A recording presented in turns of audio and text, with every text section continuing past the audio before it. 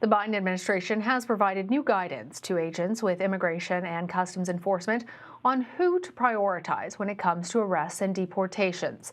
The Department of Homeland Security says the new rules will help ICE better allocate resources to address the most pressing national security, border security, and public safety threats.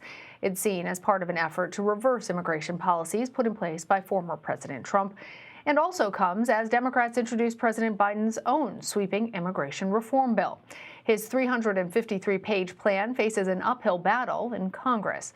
For more on all of this, I'm joined by Nick Miroff. Nick is an immigration reporter for The Washington Post. Nick, thanks for joining us. Let's get right into it. Under the new guidelines, what are the priorities for arrest and deportation?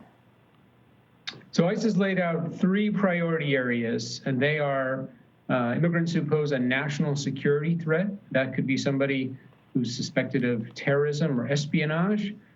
Recent border crossers who arrived to the United States after November 1st. And then a much narrower set of what are considered public safety threats. And to be a public safety threat under these new priorities, you have to be somebody with an aggravated felony conviction or to be a known gang member who's got a criminal conviction involving gang participation. So this is a significantly narrower set of criteria than what ICE officers were operating on under with Trump.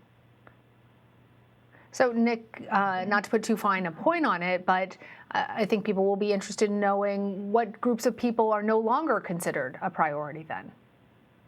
Yeah, so the kinds of criminal convictions or pending charges that under the Trump administration would have made somebody a target for arrest include things like driving under the influence or illegally re-entering the United States after a deportation, or drug possession, or other things like felony assault.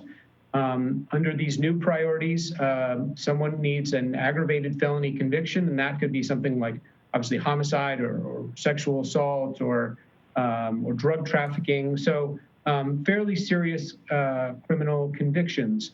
ICE has not said what percentage of criminal convictions under these new priorities would likely, what percentage would likely be targeted. But, it looks like only about 20% of the immigrants arrested by ICE in the last several years had the kind of aggravated felony convictions that would make them a priority under Biden's new rules.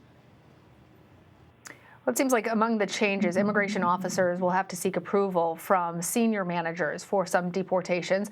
ICE field offices will also have to submit weekly reports to Washington. Is the Biden administration getting support for these changes from ICE and DHS? Well, privately, no. I mean, I think we talked to ICE officers and officials. They were very concerned about how these new priorities were going to limit their discretion. That said, these are interim guidelines that will be valid for the next 90 days. They're awaiting more permanent set of rules.